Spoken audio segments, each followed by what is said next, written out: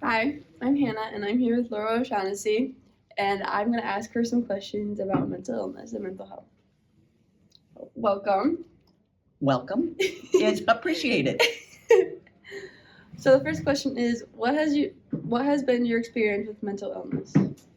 Well, it started when we had 3 kids quickly, as your mother would know, and I experienced postpartum depression, and it got worse every single year. When I had the postpartum depression, when people would come, I'm an extrovert, and I would always just go down in the basement. I didn't want to talk with anybody. I didn't want him in our house. And Mark, by the third one, was really good. Like somebody's walking up, and I bolt down in the basement. Did anyone in your family have mental illnesses? No, not like this. So my postpartum depression, it was just kind of a lot of things happened, and so we had during that time, our daughter was diagnosed with leukemia, and so I had a kid with cancer. I had a 6-month-old, and then I had one that was in preschool, and we needed to take him out of preschool because she was immunocompromised. She went for months with 0 white blood cells to fight, and so that isolated us even more. Sounds terrible. It was, but it did get. So Mark was working. He was either on call or post call or working. So he was not around much. And so we did this. And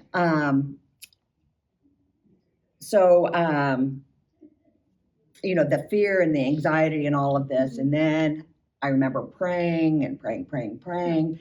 And then I told Mark one day, I can't pray anymore. And he's like, what? And I'm like, no, I am done. I got to take a break. And then he was getting worried about that. But then, fast forward, she was towards the end of her chemo, 2.5 years. And it was the first time I took them out in a group, and it was a big day for me. And I had the kids in a wagon. Mark was doing a triathlon. And so we were at a big park, and it was just big. And so I've got a bald-headed kid and the other 2 kids and I'm pulling it, and he's doing the triathlon. I don't know if you've ever been at a big race. So I am next to the very side of the road. I could not get any closer to that. And then I had a woman come up, and she starts screaming at me, get those kids off the course. And she is screaming and yelling. And I feel this rage coming because these are my kids. And then she stomped off, and I remember our oldest, and he said, Mommy, why is that lady being so mean? And I just said, because she does not have Jesus in her heart. And so look at that. I feel this rage right now. And so then I'm like, okay, I see Mark run by. Okay, Dad's there. I got to get to him. And so I pull in there, and I look up, and there is that woman talking with Mark, pointing at me. And that bitch needed to die right there. And as I said, I'm not suicidal. I'm more homicidal. Well, he looked at me. He saw the kids, and I was walking with a purpose. And so she ran off. Good thing. And that night, I did not come down from that.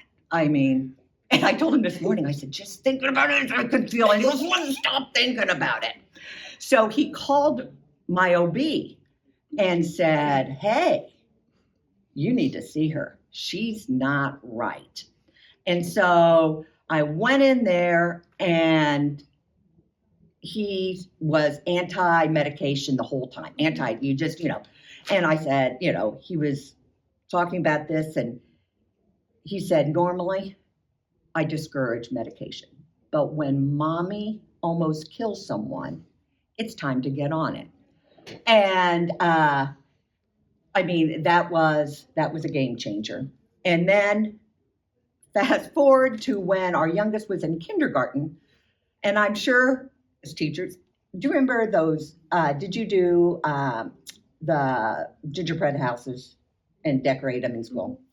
Well, a lot of the women, we got together, and there was probably a lot of wine involved.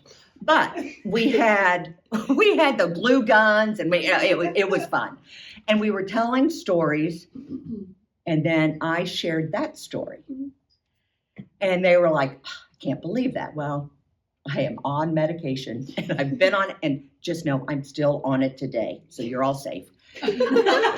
And so I had told this story, and then fast forward it like 25 years later. I was in Walmart, and this one mom that was there that night, our kids went to school with, she came up to me and she goes, "I need to tell you something." And I'm like, "Yeah, what?" And she goes, "Do you remember that when we were making that?" I'm like, "Oh, that was really a fun night." She goes, "Yeah." She goes, "Do you remember you told the story about why you're on medication?" And I said, "Oh, yeah, yeah." And she said, "I had gone there," and she had 6 kids. "I had gone to this with the intention of coming home after getting those made, coming home and taking my own life. And I didn't see that coming."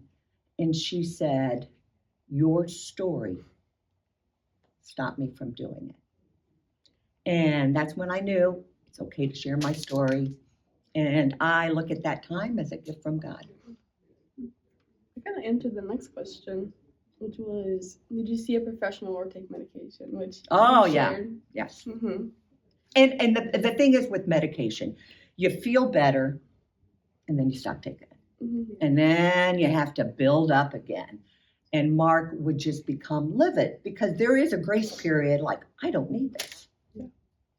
And then he frowned on that. And then it was just, so I just do it. Okay. How did your church friends help at all? Well, I was very open and honest about this. And, I found out I wasn't alone. And that was really nice too. Last question. What did you wish someone had told you that you want to make sure to tell youth today? That it's okay to take medication. And everybody has something. And the most important, I kept thinking my faith was not strong enough. And that's not the case. My faith was there. My faith has never left me. And sometimes you just need a little help, and that's okay. And when you go into a room, just know there are other people that have a very similar story, and people just don't talk about it. So, something happens, share it. You don't know whose life you'll change. That's great advice, actually.